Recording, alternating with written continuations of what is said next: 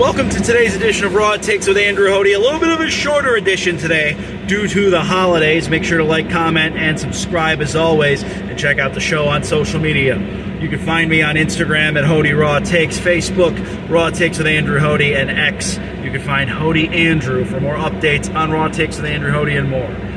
Make sure to like, comment, and subscribe. We always try to get back to our commenters and likers as soon as we figure out who you are. At least the commenters. It's a little harder with the likers, but if you comment on the video, I try to get as many comments as I can, and I try to announce them on the air, give you shout-outs. That way you can come back, tune back into Raw Takes with Andrew Hoty. And I want to hear what you have to say, too, and especially because we have a contest coming up here in a few weeks. I'll explain a little bit more about that as we get into the month of January. But welcome to Raw Takes with Andrew Hoty. Hope everyone had a fantastic and Merry Christmas. Happy holidays if you're still celebrating. And, of course, we have a new year coming up, and we'll talk about Raw Takes in 2025 going into next week. Let's get things started with those games yesterday. The Pittsburgh Steelers losing to the Kansas City Chiefs 29-10. KC will officially be the number one seed in the AFC. They clearly have been the most consistent football team all year, outside of probably Detroit.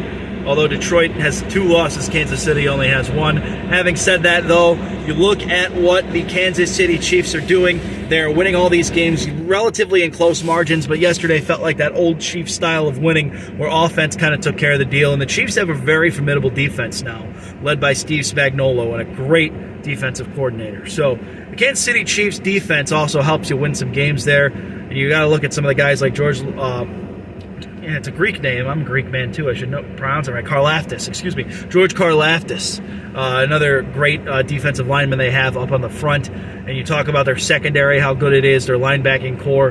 They have a really good offensive line, too, although Jawan Taylor did have some penalties yesterday for Kansas City. But having said that, though, that is one heck of a Kansas City Chiefs defense. So, and offense, of course, too, with Mahomes. He's probably having his best year, and especially in the clutch moments. So, when you look at what the Kansas City Chiefs are doing, it makes absolute sense. They're the number one seed in the AFC. The Pittsburgh Steelers, really, this was their ticket to winning the AFC North, and I don't think they took advantage of it. Baltimore surely did yesterday in their win over the Houston Texans, 31-2. Obviously, that safety, the only score that Houston got. Not a scoregami. I was disappointed to learn that 31-2 happened in 1965, but 17-2 at halftime was a scoregami. If it would have been no score the rest of the game, but did not end up happening that way. Or if it would have been 38-2. But, you know, my love for scoregami and all that, we could talk about a different day as well. But Lamar Jackson looked like an MVP candidate. I don't know if he solidified any case. I still feel like it's Josh Allen. But Lamar Jackson does have the head-to-head, and that's another thing I don't think people are talking about. Baltimore could still technically get the 2 seed if they end up winning out against Cleveland and Buffalo loses their last 2 games. So it's probably a long shot, seeing that Buffalo has to play the Jets and the Patriots. But it could happen. So give the Baltimore Ravens credit there. They're probably going to win the AFC North the way things are looking. They play Cleveland next week.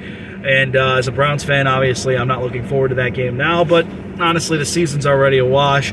Sweeping Baltimore, I guess, at this point would make it a successful season for what we went through. But having said that, that's a here or there, and I don't really care. I mean, the Browns season's a mess, no matter how you slice it.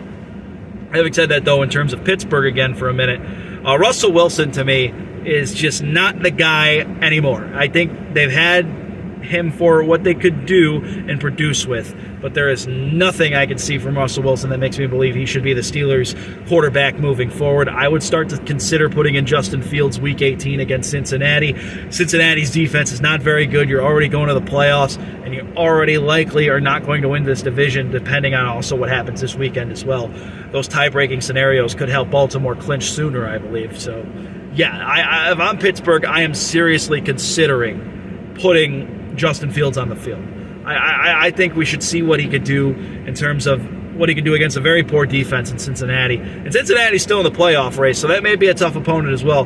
But just Russell Wilson's turning the ball over. He's not playing consistent football. I have significant question marks about what's going on with the Pittsburgh Steelers. So if I'm the Steelers, consider putting in Justin Fields the last week of the season. You're already going to the playoffs. You're likely going to get an easier opponent. You might get Baltimore again. And if you get Baltimore again, I think you could probably beat them, seeing that the Steelers have had good history with Baltimore over the last few years. But having said that, I mean, they look like there might be in some trouble come postseason time. I'm not so sure the Pittsburgh Steelers are going to win a playoff game, and that's always kind of been the problem with Mike Tomlin. The playoff success, despite having it and the Super Bowl title, it's not consistent. They haven't won a playoff game since 2016. So, for the Pittsburgh Steelers, a lot of question marks to answer there, but at the end of the day, they're still in the thick of it.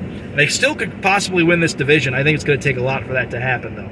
But we'll see what takes place with the Pittsburgh Steelers. The Baltimore Ravens look like they're doing what they do best, but I still am not so certain about what's going to take place with this team. So that's having said that. All right. Let's take a look now at what's going on with the NBA yesterday, too. The New York Knicks getting a big win over the San Antonio Spurs. Very close, 117-114. New York is right on the Cavs and Celtics' tail, but there's still a lot of distance to go. I believe they're 2 games behind the Celtics. I know the Celtics lost yesterday to Philadelphia, and Joel Embiid getting back to his former self, but because he's been in and out of the lineup, we'll get to Philly in a minute.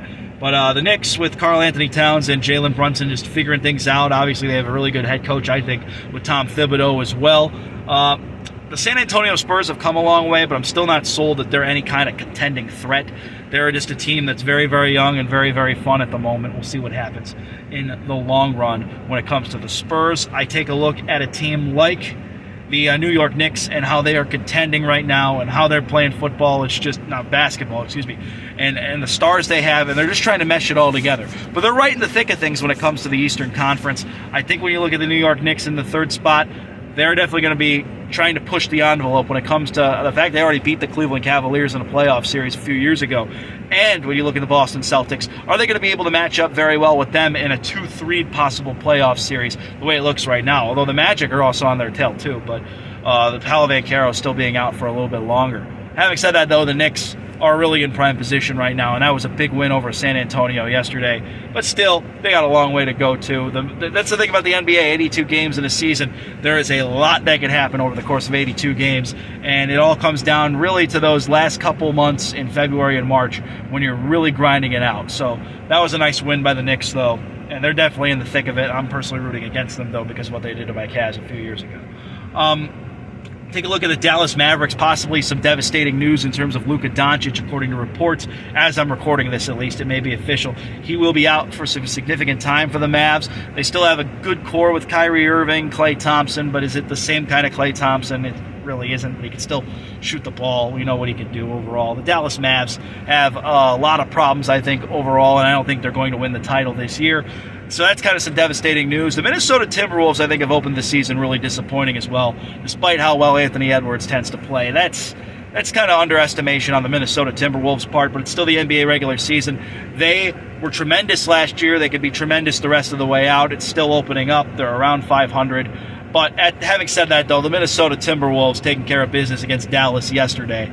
And that was kind of like a revenge match, too, because of the Western Conference Finals. So we'll see what takes place with those two teams, but kind of some devastating news. And I love watching Luka Doncic, so that is a tough loss there for the Dallas Mavericks, depending on how long he may be out for. But according to a lot of the reports, I believe it was significant time. I think that was Shams Charania of The Athletic that reported that. So significant time possibly being missed for Luka Doncic. You also look at how the Minnesota Timberwolves are playing. As I said, I think they're kind of, maybe they're just focused on the postseason, and that's really the NBA. I really think the postseason is where it matters the most, and the regular season's the regular season.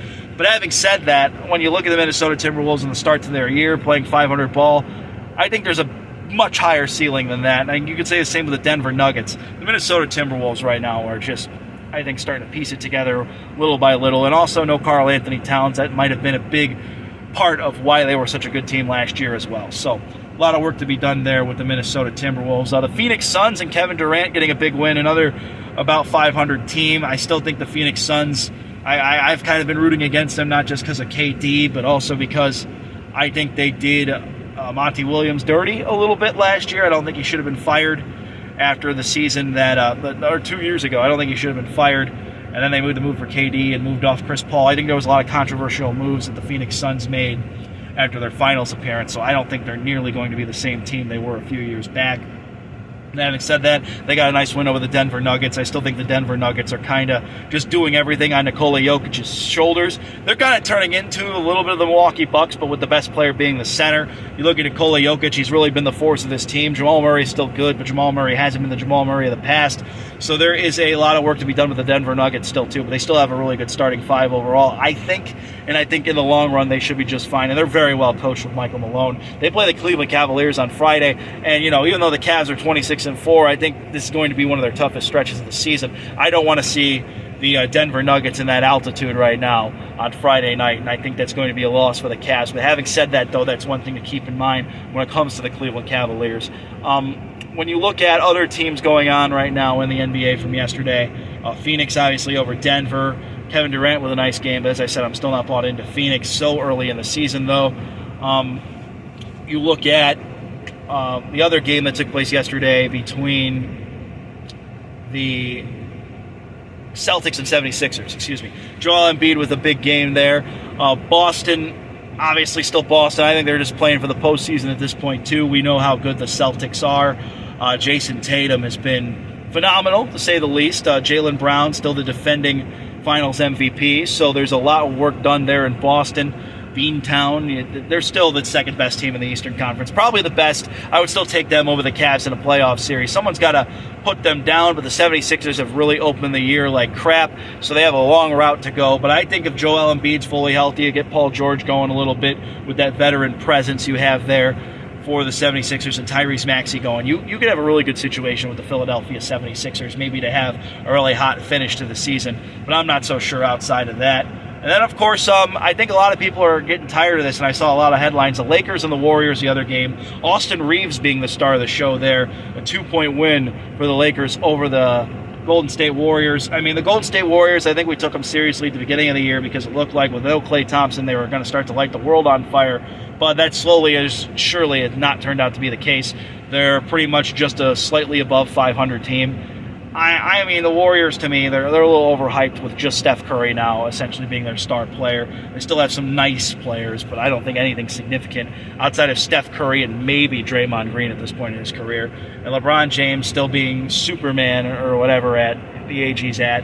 He's still not the same player he was 10 years ago. So I'm pretty much done with the Lakers and the Warriors rivalry, or should I say the LeBron, because it goes back to Cleveland, the LeBron-Steph rivalry. To me, it's just getting old. It's not the same anymore as it once was. It's regular season. Oh, here are your last chances to watch LeBron and Steph play against each other. That's what it is for me. It was kind of rejuvenated a little bit a few years back when the Lakers and Warriors met in the playoffs, but I don't think anyone really wanted that series. I think a lot of us are getting sick of the whole LeBron-Steph sideshow, and despite both of them being all-time greats, I think it's just starting to become much more of an old rivalry, and that's essentially what it is. There's so much young blood in the NBA that I think a lot of fans are looking forward to. I mean, look at the Memphis Grizzlies, not having Ja Morant in the lineup for a good part of this year and still being as good as they are. Would rather see the Memphis Grizzlies do some damage now. I'd rather see the Oklahoma City Thunder, the Denver Nuggets, even though they won a title a few years ago. I would like to see them still be in the mix. The Milwaukee Bucks, despite them winning a title a few years ago, although I'm not a fan of Doc Rivers, as I've said numerous times, and I'm still waiting for the Bucks to make a move on him, but it's looking like his job is safe right now because you take a look at what's going on with the Milwaukee Bucks and how they've gotten hot as of late. But, there's so much going on in the NBA. I'm just sick of the whole LeBron-Steph Curry situation. And the other thing I didn't love either was NFL conflicting with NBA. The NBA, and LeBron James actually said this yesterday as well, that, the NBA is Christmas Day. And I actually agree with LeBron on that. LeBron James was totally right on that aspect of things. The NBA is for Christmas. I think it's Christmas Day should be NBA games unless maybe it's a Sunday or a Saturday slate. The NBA was always playing on Sunday, Christmas Day, or, well, even when it was a Sunday, Christmas Day. A lot of times the NFL would have their games on Christmas Eve the night before, and they'd have a few set Christmas Day games. But I'm sick of it. Unless it's the weekend, I don't want to see NFL football on Christmas on a Wednesday. I think it's ridiculous, and it's conflicting with the NBA. I mean, why not let the NBA just have their shine? It's money. I get it. It's money. The league needs more money. It's money. It's money. I get it. It's still ridiculous. The NFL is scarce. It's supposed to be scarce. I don't want to see it constantly all the time, but I will say what was smart on the NFL's point. They actually scheduled Kansas City, Baltimore, and Pittsburgh outside of Houston. Houston's really good, but they didn't play yesterday, the Rockets, but the Texans did. So that was kind of smart, I guess, on the NBA's part there. But you look at those other three cities, Pittsburgh, Baltimore, Kansas City, all three of them don't have NBA teams, so that might have been a beneficial situation. But that's my thoughts on Sports Christmas Day. Like having football, I guess, in terms of like around the holidays, but not necessarily always on the holidays. I think Wednesday should have been designated for the NBA, especially just because Christmas happened to fall on a Wednesday this year. So I think that's a little ridiculous. But that's just my thoughts on it. You may disagree. I want to hear your Raw takes. Leave a comment, like and subscribe. Andrew Hoty with a shorter edition of Raw Takes. We'll be back next week with more full editions of Raw Takes with Andrew Hoty as we head into 2025. And we'll have Short Take Saturday coming up this weekend. So stick around. Happy holidays, everybody. And I can't wait to see you next week. We have one more full edition of Raw Takes before 2024 ends. And then we have, of course, a big New Year's special on January 2nd. And then, of course, we have Short Take Saturday every Saturday. Have a good one, everybody. Please leave a comment, and you'll hear back from me on the next edition of Raw Takes or Short Takes with Andrew Hoty. Have a good one, everybody.